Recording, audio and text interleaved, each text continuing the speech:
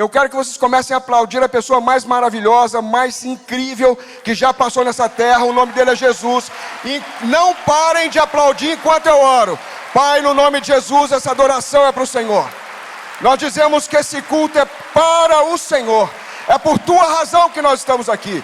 Jesus seja exaltado, seja glorificado. Abre os nossos olhos para conhecermos as suas perspectivas. Abre os nossos olhos para entendermos o seu amor. Abre os nossos olhos para te conhecermos e fazê-lo conhecido. Nós te adoramos, pedimos a sua ajuda. Me esvazio de mim e me entrego nas tuas mãos. Nós te adoramos com essas palmas e te bendizemos. Batei palma a todos os povos. Celebrai a Deus com vozes de júbilo. É assim que nós te adoramos, em nome de Jesus, Pai. E a igreja diz: amém, glória a Deus. Podem se assentar, queridos. Estou muito feliz por esse tempo. Nós vamos falar sobre o tema Jesus em perspectivas. Você o conhece? Na verdade, eu já ministrei essa palavra antes, mas o Senhor me incomodou. A gente procura sempre preparar uma palavra nova. Acho que o pastor tem muito desse negócio. Mas quando o Espírito Santo fala, você não discute, você simplesmente obedece.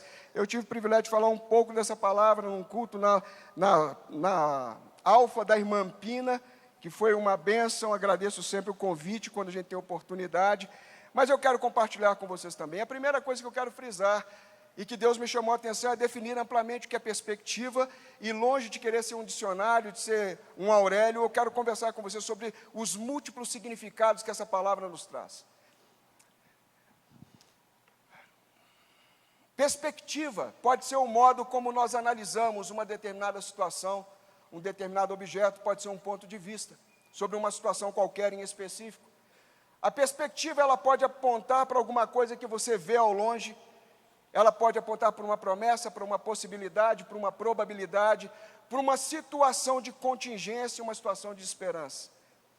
Como sinônimos, a gente pode entender de várias formas, como ponto de vista, como o meu entendimento, quando eu digo que é o meu pensamento, a minha concepção, o meu modo de olhar, a minha visão, a minha compreensão, enfim. Inúmeras formas que nós podemos nos expressar diante das pessoas, dizendo que eu tenho uma perspectiva sobre alguma coisa. A perspectiva, ela revela e sempre vai revelar o seu modo de olhar, o seu modo de perceber, não somente o mundo, tratando da sua cosmovisão, mas tratando também das pessoas que estão à sua volta. A perspectiva vai dizer muito sobre quem você é, onde você está, para onde você caminha e naquilo que você crê. No livro de Daniel, capítulo 11, no versículo 32, o pastor Lamartine, há dias atrás, falou sobre esse versículo. Ele é muito emblemático, diz que aos violadores da aliança, eles com lisonja perverterá, estava apontando lá para a época do anticristo, mas ele faz uma vírgula e coloca: mas o povo que conhece ao seu Deus, presta atenção, se tornará forte e ativo. Em outra tradução, vai dizer que esse povo se esforçará e fará proezas. Nós percebemos nesse ponto do versículo uma condição necessária, uma condição mandatória, imprescindível, uma condição sine qua non, sem a qual não, que nós temos que conhecer a Deus. Somente o povo que conhece o seu Deus tem a capacidade de se esforçar e de fazer proezas. Somente o povo que conhece o seu Deus se tornará forte e se tornará ativo. Significa também que as perspectivas vão revelar a nossa experiência pessoal e uma experiência que é intransferível. A minha experiência não é a experiência da minha esposa que está aqui, não é a experiência da pastora Anaísa que está ali à minha esquerda, mas Jesus disse isso para os discípulos quando ele estava lá em Cesareia de Filipe, em Mateus 16, 13 e seguintes. Ele disse assim para os discípulos: indo Jesus para os lados de Cesareia de Filipe, perguntou aos seus discípulos: quem diz o povo ser o Filho do Homem? Como eles me veem? E eles responderam: uns te veem como João Batista, outros te veem como Elias, outros pensam que você é Jeremias, outros imaginam que você é um dos profetas. Obviamente eu estou parafraseando o texto. No versículo 15 ele pergunta aquela pergunta que não quer calar, que incomoda qualquer um, e diz: mas vocês? Agora eu não estou dizendo do povo, estou dizendo para você. Tem endereço. Continua ele: quem dizeis que eu sou? Essa pergunta tem dois lados que nós podemos observar. Pode ser a pergunta simplesmente para você, perguntando o que você pensa de Jesus, ou ele pode estar perguntando para você o que você tem dito sobre mim, sobre quem eu sou, quando você vai no supermercado, quando você vai no açougue, quando você está no cinema, quando você está no restaurante, quando você encontra com seus parentes, quem você diz que eu sou? Agora você pode respondê-la também de forma pessoal, sobre quem ele é para você, e ele continua dizendo, respondendo Simão Pedro, disse, tu és o Cristo, o Filho do Deus vivo. Então Jesus lhe afirmou, bem-aventurado, feliz és tu, Simão Barjona, porque não foi a carne, não foi o sangue que tu revelaram, mas meu Pai que está nos céus. A perspectiva, ela revela a sua experiência pessoal e intransferível, mas a perspectiva também pode influenciar o seu futuro, para o bem ou para o mal. Lucas, no capítulo 11, versículo 34, diz que se os seus olhos são lâmpadas do seu corpo, e se os teus olhos forem bons, preste atenção, todo o seu corpo será luminoso, mas se os seus olhos forem maus, todo o seu corpo andará em trevas. Se a sua forma de olhar for boa, todo o seu corpo será bom, mas se a sua forma de olhar for ruim, todo o seu corpo será mal. Vocês estão me entendendo? Muitas pessoas já ouviram falar sobre este nome, mas quem é Jesus? Jesus é amado por bilhões, mas é odiado e rejeitado por outros tantos. Para alguns, ele é apenas um homem diferenciado, com as suas habilidades, na sua mensagem, com as suas características, com os seus skills, como tantos outros homens que já passaram pela história. Para outros, apenas um profeta, um religioso. Mas até para algumas denominações que se dizem evangélicas, nunca filho de Deus. Profeta, sim, um religioso, um rabino, mas nunca filho de Deus. Jesus, porém, viveu a sua vida comum nessa terra. Muitos duvidaram da sua divindade, muitos duvidam da sua divindade, e muitos duvidam até da sua existência. Até aqueles que dizem acreditar que ele existiu e que de fato morreu, às vezes manifesta a sua dúvida sobre a realidade do fato da sua ressurreição. Eles creem no Jesus morto, mas não creem no Jesus ressurreto. Perspectiva pode definir o seu futuro. A história, por si só, ela responde para cada um de nós. A história comum, nos anais da história estão registrados. Você pode procurar os grandes escritores do passado, pode passar por Flávio Josefo, e você vai ver que a história vai falar sobre a existência de Jesus, sobre o lugar que ele viveu e sobre a forma como ele viveu. Sabemos que é inquestionável que a sua vida foi tão marcante que ela conseguiu dividir a história em dois pedaços, antes e depois dele. Por isso as marcas da vida de Jesus nessa terra, na vida das pessoas, são indeléveis. Nada e nem ninguém conseguirá apagar o que o tempo e o espaço registraram e as milhares de testemunhas confirmaram. De fato, muitos conhecem a história de Jesus, conhecem sobre o seu nascimento, conhecem sobre a sua morte, falam inclusive sobre a sua ressurreição, mas são poucos que conhecem o Jesus da história. É uma perspectiva absurdamente diferente. Viver de histórias e conhecer o personagem da história. De fato, muitos sim conhecem a Jesus, no sentido de ouvir a história que contaram para mim e para você. Significa também que muitos seguem um personagem e não uma pessoa, que confiam e julgam ser o bastante para eles o fato de apenas viver com aquilo que alguém contou para si. Conseguem conviver com essa história, mas não foram alcançados pela história, de maneira que nenhuma transformação ocorreu na vida de tais pessoas a partir dela. Se você se encontra nessa condição, sem saber de fato quem é Jesus, chamado Cristo, o propósito desse culto, dessa celebração em adoração a Ele, a quem aplaudimos efusivamente porque Ele é digno, eu quero compartilhar com vocês algumas perspectivas sobre quem Ele é. Mas antes de começar a fazer, eu vou fazer essa preleção, eu vou fazer duas perguntas retóricas. Quem é Jesus para você? A segunda pergunta: você o conhece de verdade? O grande propósito, razão de nós estarmos nessa terra, nessa vida, plantados aqui por Deus, é conhecer o Senhor e fazê-lo conhecido. Repita comigo: conhecer o Senhor e fazê-lo conhecido. Hoje nós vamos tratar da primeira parte dessa pergunta, que é conhecer ao Senhor.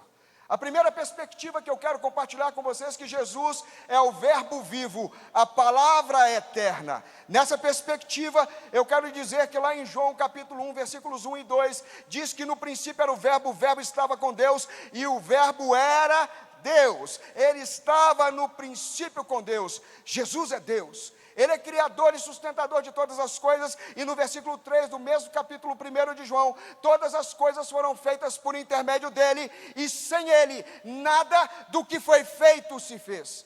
Eu vejo Jesus como aquele que é o criador e estabelecedor.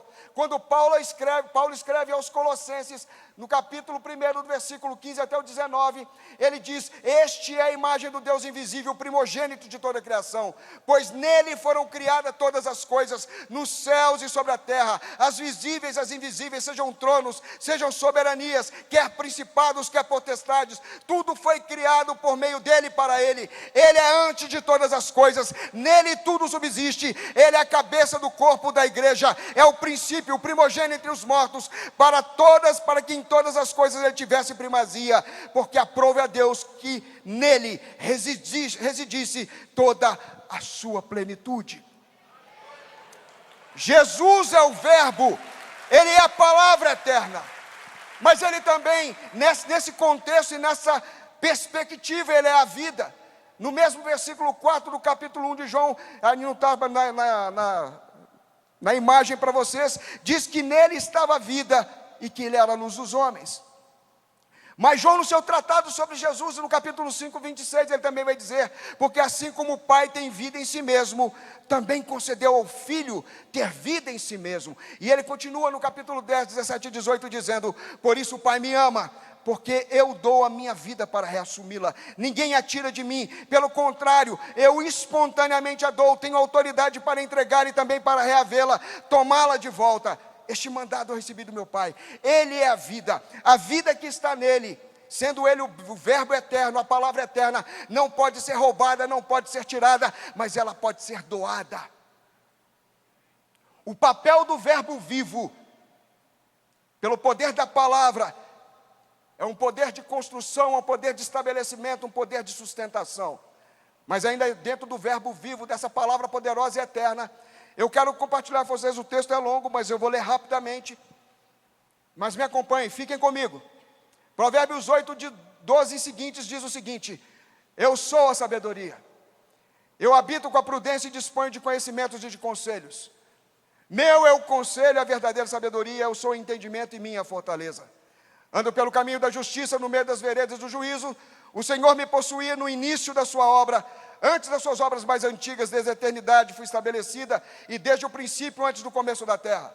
Antes de haver abismos, eu nasci, e antes ainda de haver fontes carregadas de águas.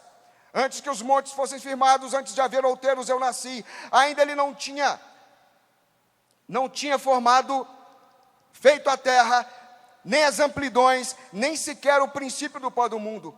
Quando ele preparava os céus, aí estava eu. Eu traçava o horizonte sobre a face do abismo, quando firmavam as nuvens em cima, quando estabelecia as fontes do abismo embaixo, quando fixava o mar o seu limite para que as águas não traspassassem esses limites, quando compunha os fundamentos da terra, então eu estava com ele. Eu era o seu arquiteto. Dia após dia, eu era as suas delícias, folgando perante ele o tempo todo. Eu era as suas delícias.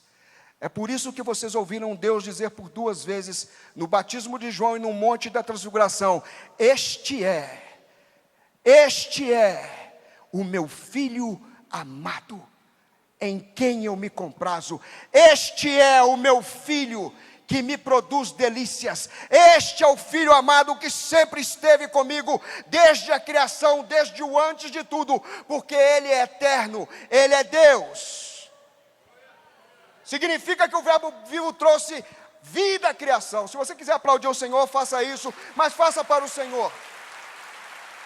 Ele trouxe vida à criação, Ele trouxe estrutura, Ele trouxe estabilidade, permanência, mas também estabeleceu a sua dinâmica progressiva. A segunda perspectiva que eu quero dizer, que Jesus é Deus feito homem. Jesus é Deus feito homem. Na criação, Deus criou o homem, a mim e a você, a sua imagem e semelhança. Mas na quinoses, o Deus Filho esvaziou-se da sua glória e se fez à semelhança dos homens. Ele se submeteu ao espaço-tempo para viver, exatamente como o homem, como eu e você, e se sujeitar a essas mesmas privações, privações dimensionais, privações da dinâmica corporal, privações ligadas a provações, tentações humanas, mas Ele fez isso para vencê-las. Aquele Todo-Poderoso, que contém todas as coisas, porque todas as coisas saíram dele, Ele agora se esvazia, para ser contido dentro da criação.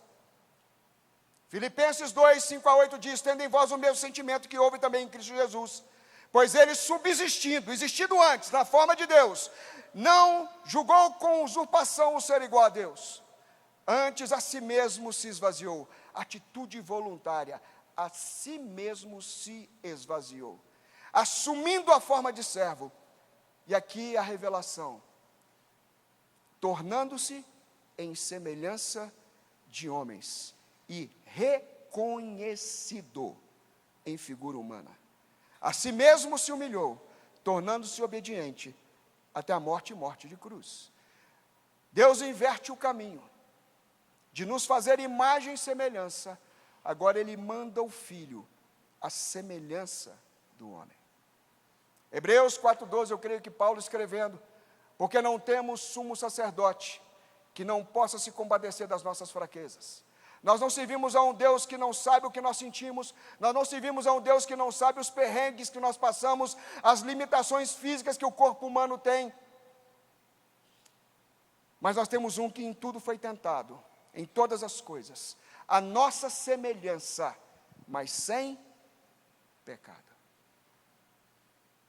Essa palavra nos mostra que Ele é a prova e Ele é o testemunho, de que nós podemos hoje, eu e você, vencer o poder e a escravidão do pecado e viver uma vida justa e piamente.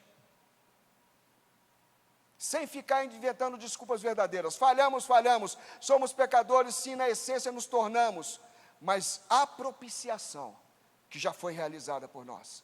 Você não precisa viver escravo do pecado. Viver escravo do pecado é uma escolha.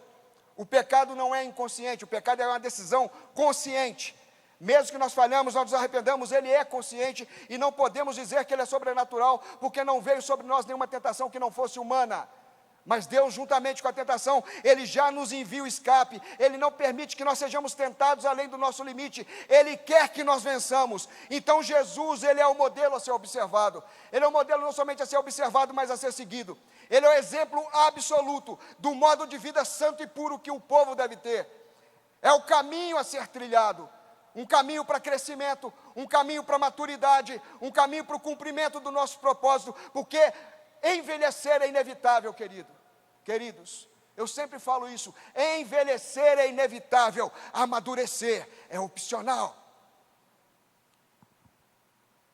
É uma escolha que nós fazemos todos os dias, e que nós podemos definir que tipo de percepção nós teremos sobre o Filho de Deus, que tipo de percepção nós teremos sobre a palavra que nos foi entregue, como eu olho para isso, como eu enxergo, qual é o meu ponto de vista, qual é a minha percepção, qual é o meu entendimento. Se te falta sabedoria, peça a Deus, que a todos dá liberalmente aqueles que o pedem. Se você não está entendendo, ore, ajoelhe e peça a Deus, porque Ele vai te dar essa perspectiva, esse entendimento.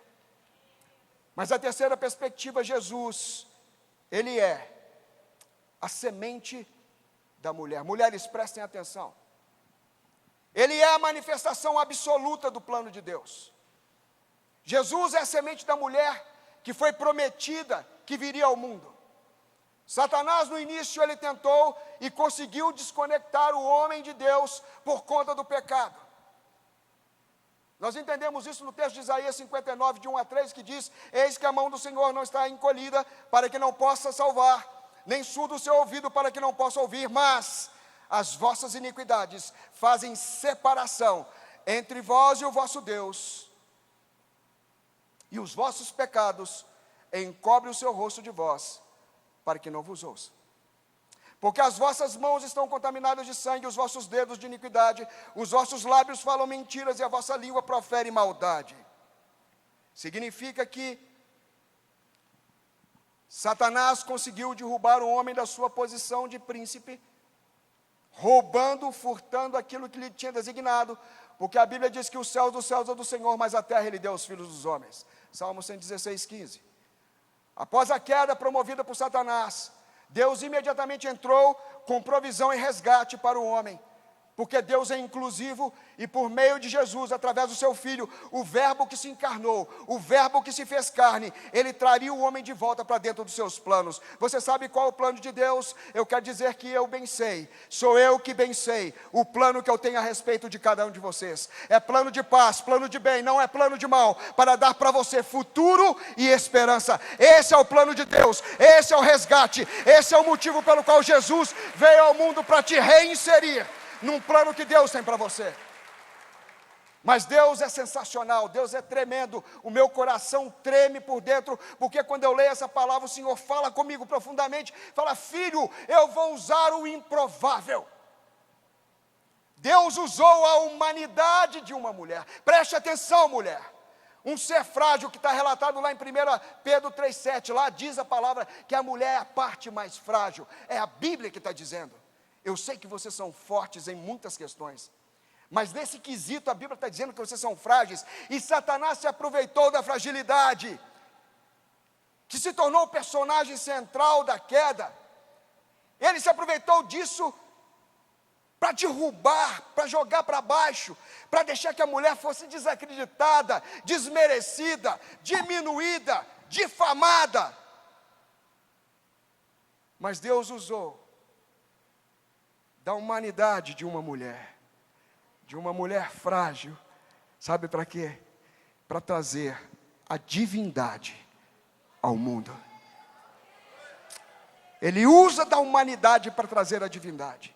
Em Gênesis ele prometeu imediatamente: porém inimizade entre ti e a mulher, falando para Satanás, entre a tua descendência e o seu descendente, singular, único, este te ferirá a cabeça e tu lhe ferirás o calcanhar.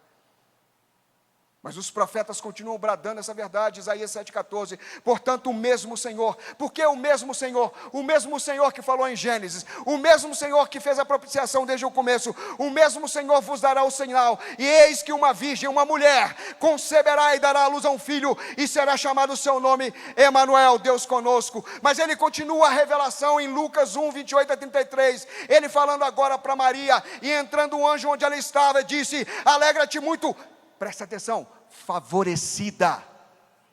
Foi favor, não foi mérito. O Senhor é contigo. Ela, porém, ao ouvir essa palavra, perturbou-se muito e pôs-se a pensar o que significava aquela saudação. Mas o anjo lhe disse: Maria, não temas, não tenha medo, porque achastes graça, favor e merecido, porque achastes graça diante de Deus. Deus te escolheu na sua humanidade para trazer a divindade. Eis que conceberás e darás um filho, e lhe chamarás, quem chamarás por nome de Jesus. Este será grande e será chamado Filho do Deus Altíssimo, Filho do Altíssimo. Deus, o Senhor, lhe dará o trono de Davi seu pai, e ele reinará para sempre sobre a casa de Jacó, e o seu reinado não terá fim. Mas não para por aí. Em Mateus 1, 20 e 21, ele fala agora com José. Deus fala com a mulher, mas Deus também fala com o homem. Enquanto ponderava essas coisas, porque José intentava abandonar Maria, eis que lhe apareceu em sonho um anjo do Senhor, dizendo: José, filho de Davi, não temas receber Maria, tua mulher, porque o que nela foi gerado, preste atenção, foi gerado. Eu vou substituir essa palavra, esse termo, por semente. Semente da mulher. Aquilo que foi gerado, esta semente que está nela, é do Espírito Santo. Ela trará à luz a um filho e lhe porás o nome de Jesus, porque ele salvará o seu povo dos seus pecados. A palavra proferida na boca de Deus, ela não volta vazia, ela vai produzir o que lhe apraz, ela vai executar aquilo que ela foi enviada, ela vai fazer cabalmente o que foi determinado, e aqui é a prova cabal de uma palavra que foi dada no Éden: eu colocarei a semente da mulher, ela vai brotar e ela vai esmagar a sua cabeça. Aqui ele está dizendo para José: não tenha medo, porque essa semente vai brotar, e essa semente é minha. Mas Deus traz honra sobre a mulher. Preste atenção. Mulher, eu estou incomodando vocês, eu quero que você preste atenção. Porque aqui não foi falado que é a semente de Deus. É semente de Deus. Todo mundo entendeu que é fruto do Espírito Santo, mas ele é chamado de semente da... Semente da... Por favor, mulheres, respondam. Semente da... É Deus honrando a mulher.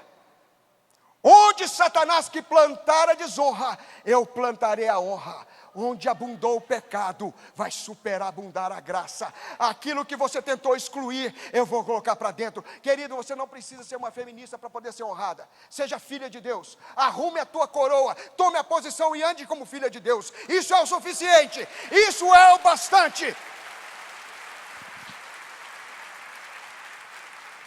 Porque essa palavra não volta vazia. Aqui em Números 23, 19, eu amo esse versículo, e eu cito muitas vezes porque eu amo esse versículo. Deus não é homem para que minta, Ele não é filho do homem para que se arrependa. Porventura, tendo Ele prometido, não o fará, ou tendo Ele falado, não o cumprirá? Qual é a sua perspectiva sobre Jesus? Perspectiva número 4, eu falo acelerado, aqueles que não me conhecem podem achar estranho, porque eu sou muito efusivo para falar, mas eu não consigo dominar esse ímpeto, meus irmãos. Não vou pedir perdão, porque eu sou assim, vou continuar assim. Perspectiva número 4, Jesus é a revelação do Deus invisível. Inclusive, numa pregação no domingo retrasado, eu fiquei muito feliz com o pastor Zé Luiz, meu amigo querido, amo de paixão, a esposa dele está ali também, outra querida. E ele sempre fala comigo: pastor, ele é meu professor ali de homilética, né? E eu coloco versículo a rodo.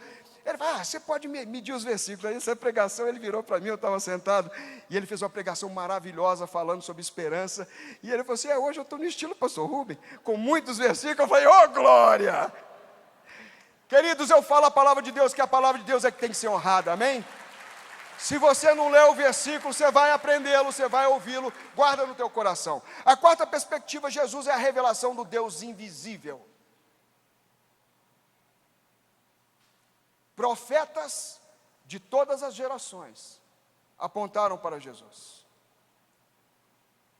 Exemplos: Isaías 9,6, porque um menino nos nasceu, um filho se nos deu, o governo está sobre os seus ombros, ele é rei, e o seu nome será Maravilhoso Conselheiro, Deus Forte, Pai da Eternidade, Príncipe da Paz. Jacó, profeticamente, no capítulo 49 de Gênesis, ao abençoar as 12 tribos, tendo tomado os 2 filhos de José para si, Manassés e Efraim, ele agora começa a declarar a bênção. Ele declara sobre Judá: o cetro não se arredará de Judá, nem o bastão de entre os seus pés, até que venha Shiloé, o prometido, o enviado, e a ele obedecerão os povos. Moisés, um grande patriarca, um homem tipologicamente representando o próprio Jesus. Em Deuteronômio capítulo 18, versículos 15 e 18 especificamente, ele vai mencionar: suscitar-lhe-eis um profeta semelhante a ti, Moisés, do meio do vosso povo, do meio dos vossos irmãos. De onde Jesus saiu? Do meio do povo dele, e vocês o ouvirão. A palavra diz que Moisés era o homem mais manso da terra. Todo mundo já ouviu falar sobre isso. Quando você encontra Mateus 11, versículos 28 a 30, Jesus diz: aprendei de mim que sou o quê? Sou o quê? Manso. eu suscitarei um profeta semelhante a ti, manso. A Bíblia responde à Bíblia. Mas ele é o desejado das nações, e outros profetas continuam falando, não para por aí. Nós temos Jeremias agora em 10:7 dizendo: quem não te temeria, ó Rei das nações? É um corinho lindo, pois isto é a ti devido, porquanto entre todos os sábios das nações e em todo o seu reino, ninguém há semelhante a ti. Mas Ageu continua bradando, dizendo sobre esse Deus, que é a revelação do Deus invisível: e farei tremer as nações, e virá o desejado de todas as nações, e encherei esta casa de glória, diz o Senhor dos exércitos. Jesus é o prometido, mas é a revelação do Pai. Mas eu quero citar mais textos que mostram que essa revelação ela é completa. João 1,18.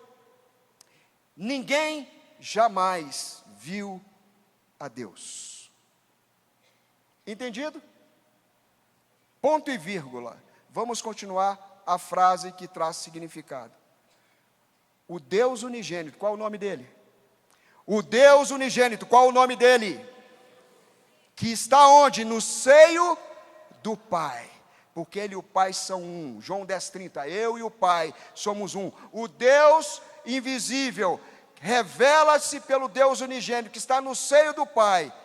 E aqui diz que é quem o revelou. Eu vou falar de uma outra forma. Foi Jesus que fez Deus ser visto. O Deus invisível que ninguém podia ver, ninguém podia perceber. O Deus que de alguma forma no tempo inicial da revelação estava distante. Ele vem agora para o meio do povo, entre os irmãos. Ele se faz carne e agora ele se personifica e permite ser visto. Hebreus continua dizendo que ele é o resplendor da glória, a expressão exata do seu ser, sustentando todas as coisas pela palavra do seu poder. Depois de ter feito a purificação dos pecados que nos separaram de Deus, assentou-se à direita da majestade nas alturas. Volta a Colossenses 1,15. Este Jesus é a imagem. Ele é a imagem, não é uma imagem, ele é a imagem do Deus invisível. Ele é o primogênito da criação. O mistério que estivera oculto pelos séculos das gerações, agora todavia se manifestou aos santos. João, não satisfeito, lá em João 14:7, ele continua dizendo, através do próprio Jesus: se vós me tivesseis conhecido, conheceríeis também ao meu Pai, porque o Filho está no seio do Pai. Desde agora o conheceis, e o tendes visto. Mas muitos de nós podemos perguntar: quem é Jesus? Filipe pediu: Senhor, revela-nos o Pai, isso é o bastante. O que é que Jesus respondeu para Filipe? Filipe, eu tenho estado com vocês tanto tempo, eu tenho caminhado com vocês, eu tenho me alimentado com vocês, eu tenho feito milagres no meio de vocês, eu tenho ensinado a palavra para vocês, e você pede para eu te mostrar o Pai? Muitos de nós estamos coladinhos em Jesus, mas ainda não o vemos como Ele é. Eu preciso ajustar a minha perspectiva de quem é Ele. A quinta perspectiva: Jesus é o Salvador do mundo. Para que vocês não fiquem ansiosos, são só 6, tá? Mas tem muito versículo ainda. Jesus é o Salvador do mundo. João 3,16, todos nós conhecemos, inclusive o 17, que alguns não citam. Porque Deus amou o mundo de tal maneira que deu o seu Filho unigênito para quê? Para que todo aquele que nele crê, não é para alguns, é para que todo aquele que nele crê não pereça, mas tenha a vida eterna. Porque Deus não enviou o seu Filho ao mundo para que julgasse o mundo. O propósito de Deus enviar Jesus foi para que o mundo fosse. Tem chance? Tem chance para o bandido? Tem chance para o estuprador? Tem chance para o pedófilo? Tem chance para o político corrupto? Tem chance para você? Então estamos todo mundo no mesmo barco. Não veio para julgar o mundo, Ele veio para salvar. Ele não veio para discutir relação. Ele veio para dizer o seguinte: eu te perdoo, você aceita? Você não tem condição de pagar o que você fez, mas eu já paguei, você aceita? Jesus, ele é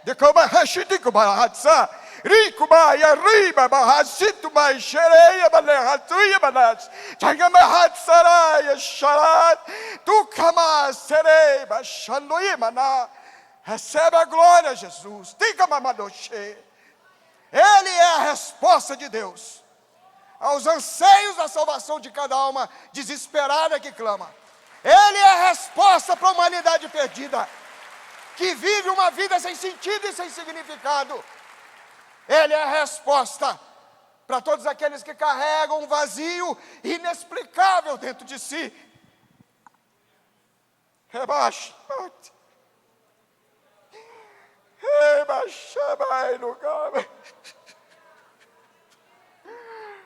Obrigado, Jesus.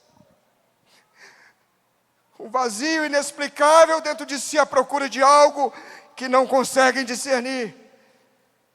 Ele é a resposta para a incompletude humana. Ele é a resposta para o buraco existencial daqueles que tentaram pela fama, daqueles que tentaram pelo dinheiro, daqueles que tentaram pela libertinagem do mundo, pela glória dos homens, mas que a glória dos homens não podia compensar. Ele é o Salvador do mundo. Essa perspectiva, ela é fundamental, porque ela é o início de todas as coisas. Para que os meus olhos sejam abertos e eu possa ver Jesus na sua plenitude. Na verdade, nós só o conheceremos como Ele é quando estivermos na glória. A Bíblia diz que parcialmente hoje nós vemos e parcialmente nós profetizamos. Algumas coisas nós cremos e tomamos a palavra para cada um de nós e guardamos no coração. E essa revelação vem sendo construída dentro do nosso espírito, e isso faz com que você o veja de maneira fantástica. Ele passa a ser não somente seu Salvador, mas seu Senhor. Na verdade, Ele passa a ser seu Salvador porque Ele é o seu Senhor. Ele passa a ser aquele que é o provedor de todas as coisas. Ele é a resposta para suas dúvidas, para suas inquietações. Ele passa a ser o seu conselheiro. Ele é o Pai da eternidade, aquele que traz tranquilidade para você você não tema a morte. Mas também Ele é o príncipe da paz, aquele que traz paz para você no meio dos conflitos. Essa revelação é progressiva e Ele quer que seja assim. Mas o primeiro passo é você vê-lo e percebê-lo, é entendê-lo e reconhecê-lo como seu Salvador. Última perspectiva, Ele é Rei e Senhor. Diga comigo, Ele é Rei e Senhor. Mais uma vez, Ele é Rei e Senhor. Mais uma vez, Ele é Rei e Senhor. Sabe por que eu falei 3 vezes? Hashtag fica a dica, porque os anjos também fazem isso. Santo, Santo, Santo. Então vamos falar 3 vezes também, amém? Glória a Deus. Deus seja louvado, Ele é Rei, Senhor. Aplauda o Rei, Senhor. Rei, Senhor, Rei, Senhor. Mateus 8, 27. Um versículo que vocês conhecem a história, o pano de fundo, quando os discípulos estavam no meio de uma tempestade, o barco enchendo d'água, aquela confusão, e Jesus cochilando, Jesus em cima de uma almofada, e eles acordam Jesus desesperado, e Jesus está ali tranquilo. Não se te dá conta que estamos morrendo? Jesus levanta naquela tranquilidade. Homens de pouca fé. Mar, sossega. Vento, aquieta-te. E aí vem Mateus 8, 27 diz: e maravilharam-se os homens, dizendo: quem é este? Guarda essa expressão.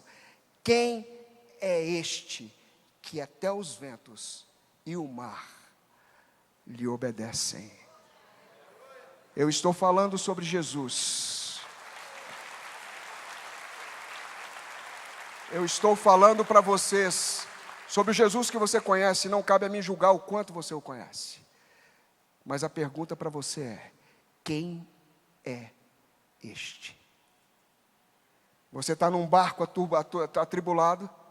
Você está atravessando dificuldades, você está passando lutas,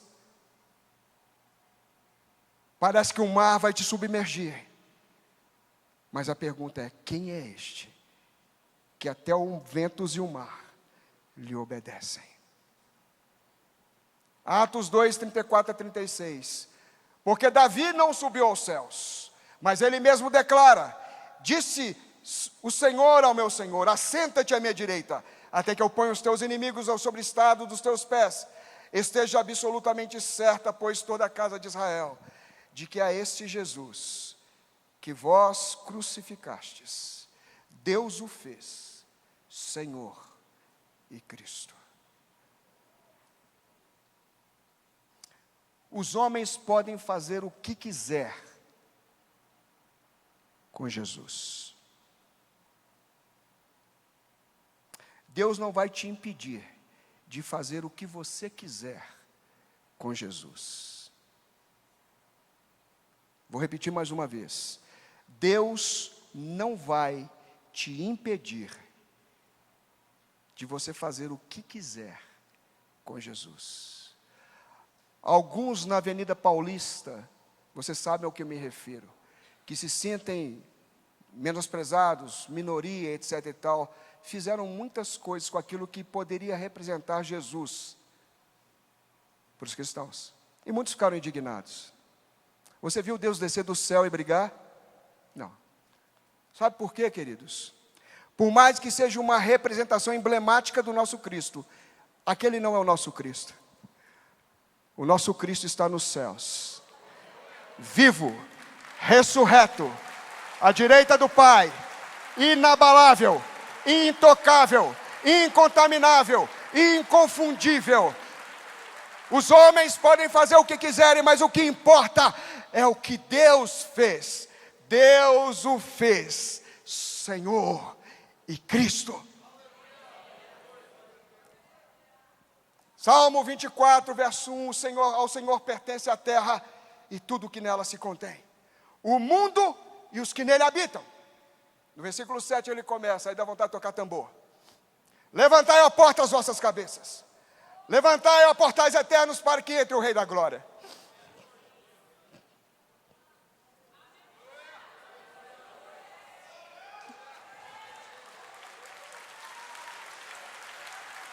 Quem é o Rei da Glória?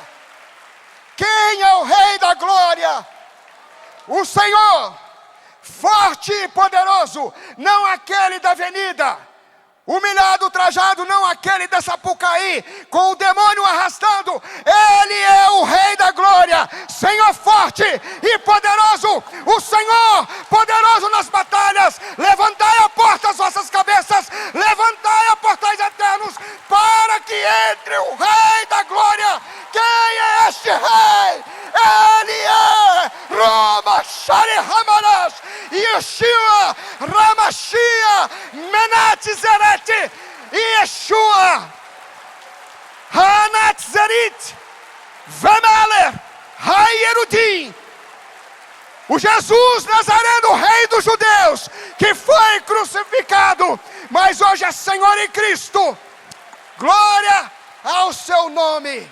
Aleluia. Paulo continua dizendo em Timóteo 6, 14 e 16. Ainda não terminou, querido. Deixe o Espírito Santo fazer o seu coração explodir de louvor a Ele. Que guarde o mandamento imaculado, Timóteo, irrepreensível até a manifestação do nosso Senhor Jesus Cristo, o qual em suas épocas determinadas há de ser revelada pelo bendito e único soberano, o Rei dos Reis e Senhor dos Senhores, o único que possui a imortalidade, que habita a luz inacessível, a quem homem algum jamais viu, nem é capaz de ver. A Ele honra e poder eterno. Amém. O Deus que se esvaziou, preste atenção, querido. O Deus que se esvaziou, que se fez pobre, para que eu e você fôssemos ricos, que viveu a minha e a sua morte, para que nós vivêssemos a sua vida. Agora Ele é exaltado, pelo que a palavra diz. O mesmo texto sequencial que falou do seu esvaziamento, agora responde sobre o que Deus fez. Filipenses 2, de 9 a 11 diz: pelo que Deus também o exaltou sobremaneira. Sobremaneira. E lhe deu o nome que está acima de todo nome, para que ao nome de Jesus se dobre todo joelho, e todo joelho vai se dobrar, nos céus e na terra, e debaixo da terra, e toda a língua confesse que Jesus Cristo é o Senhor, para a glória de Deus Pai. Apocalipse continua dizendo: pelejarão contra o Cordeiro, e o Cordeiro os vencerá, pois é o Senhor dos senhores e o Rei dos reis. Vencerão também os chamados, nós, eleitos e fiéis que se acham com Ele. Apocalipse 19, 16, Ele tem no seu manto, aleluia, no seu manto, não é assim, e na sua coxa direita, escrito, o que está escrito? Rei dos reis, Senhor dos senhores. Esse é o nosso Jesus. E o versículo que eu cito para vocês agora, um texto que talvez não esteja aí na projeção, fala do poder que Deus exerceu sobre Cristo, ressuscitando de entre os mortos, fazendo-o assentar à direita nos lugares celestiais, acima de todo principado, potestade, poder, domínio, de todo nome que se possa referir, não só no presente século, mas também no futuro, no vindouro. E pôs todas as coisas debaixo dos seus pés, para ser o cabeça sobre todas as coisas, e o deu à igreja. É por isso que a igreja é a resistência, porque aquele que é o nosso cabeça, aquele que lidera esse corpo, ele tem todo o poder nos céus e na terra. Ele é vencedor, Ele é Rei dos reis, o Senhor dos senhores. E a Bíblia diz: o qual é o seu corpo, o corpo da igreja, a plenitude daquele que tudo enche em todas as coisas. Eu quero dizer para vocês que o Jesus que se esvaziou uma única vez, por um tempo, com o propósito de resgatar a mim e resgatar a você, Ele passa a ser agora aquele que enche todas as coisas. Deveria ser uma lição para mim e para você, porque muitos nessa terra aprendem a viver pela meritocracia, e aqui eu não faço discurso contra a estudar, a se dedicar, a crescer, a querer ganhar bem. Vocês estão me entendendo? Não existe apologia a isso. Você pode fazer e deve fazer, mas tem pessoas que se perdem nesse caminho. Se você quer ser cheio, aprenda a se esvaziar. Não ouvi nenhum amém, por isso eu vou repetir. Se você quer ser cheio, aprenda a se esvaziar. Perspectiva. Você não vai ver Jesus com os meus olhos, até que eu me esforcei bastante. Você vai ver Jesus com os seus olhos, e esse é o propósito. Eu espero que essa palavra traga agora para você um ajuste, que possa ajustar a sua perspectiva dele, e que você saiba de verdade quem é Jesus. Não o conheça apenas de ouvir, mas dê a permissão. Você precisa dar a permissão, você tem que querer que os seus olhos o contemplem, e ele vai mudar a sua experiência, vai mudar a sua vida. Feche os seus olhos. Entregue a sua vida para Jesus. Você que está aqui presencialmente, que nunca fez uma oração. Você que está nos vendo online, Deus te abençoe. Você que nos conectou pela primeira vez, que essa palavra te alcance e alcance a sua casa. Entregue a sua vida para Ele. Entregue seus sonhos, entregue seus planos. Entregue aquilo também que não é bom, o seu vazio existencial, as suas questões, as suas frustrações. Entregue para Ele os seus medos, a sua insegurança, a sua expectativa futura, seus traumas passados. Entregue as suas incertezas de hoje. Ele é a resposta definitiva, e Ele está aqui. Ele não está aqui para te julgar, Ele não está aqui para te condenar. Ele está aqui porque Ele te amou, e te amou de tal maneira que Ele prontamente se esvaziou. Ele quis fazer isso por mim e por você, para te dar a oportunidade de conhecê-lo como só você pode conhecê-lo. Por isso, se você ainda não entregou sua vida para Jesus e quer fazê-lo, ajustando as suas perspectivas sobre Ele, levante a sua mão, onde você estiver, e nós vamos orar por você. Há pessoas no fundo, levante a mão bem alto para enxergar que está um pouco. Tem 3 pessoas lá no fundo, glória a Deus. Há mais pessoas, mais um irmão aqui, glória a Deus. Há mais alguém, é a sua oportunidade. Não tenha medo, não tenha vergonha. Jesus é a propiciação, Ele é a resposta para a sua dor, para o seu sofrimento, para a sua vida, para o seu espírito, para a sua alma e para o seu corpo. Eu quero pedir a essas pessoas que levantaram as mãos, que gentilmente venham até aqui, eu quero cumprimentá-las. A igreja aplaude ao Senhor, e eu continuo dizendo, você que está aí no seu coração ardendo, que o Espírito Santo está te incomodando, que quer vir, venha agora. É a casa do Senhor, é a casa do Pai, venha agora. Não tenha medo, enquanto estou falando, venha até aqui. O Senhor quer tocar na sua vida de uma forma diferente. Glória a Deus, mais uma irmã vindo, glória a Deus, aplauda o Senhor, aplauda o Senhor, aplauda o Senhor, a glória para Ele. Venha, não tenha medo, não tenha vergonha, não tenha vergonha, a palavra de Deus diz, esse é o dia, esta é a hora, este é o momento da salvação, venha, porque Ele está falando com você, Ele te ama. Pode chegar, meu querido, bem aqui à frente, pode chegar, tem mais um irmão vindo aqui, venha, aplauda o Senhor, igreja, nós te adoramos, Jesus, a obra é tua, é para a tua glória, é para a tua honra, é o teu nome que se apresenta neste lugar. Glória a Deus, glória a Deus. Queridos, Deus abençoe vocês. Estou muito feliz com a decisão que vocês tomaram. Jesus não está aqui para censurá-los. Eu costumo dizer uma coisa para as pessoas, que Deus não te aceita do jeito que você é. Muitas pessoas falam isso, né? Mas isso não é a verdade. Porque se Deus te aceitasse do jeito que você é, do jeito que eu sou, como que eu era lá no dia antes de aceitar Jesus, Jesus não podia ter morrido por mim, estava tudo bem, Deus me aceita do jeito que eu sou, não é isso? Jesus, Ele te aceita do jeito que você está. Quem está me entendendo? Do jeito que você está. Mas eu quero te contar a revelação, mas não é para você ficar do jeito que você chegou. Sabe por quê? Porque é impossível que alguém conheça Jesus e não seja transformado. É impossível que alguém conheça Jesus e permaneça do mesmo jeito. Você entende isso?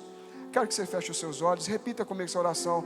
Você que está nos ouvindo pela internet, tomou a decisão por Jesus, tem o QR Code na tela, por favor, o QR Code na tela, para que você possa clicar e você possa fazer contato conosco.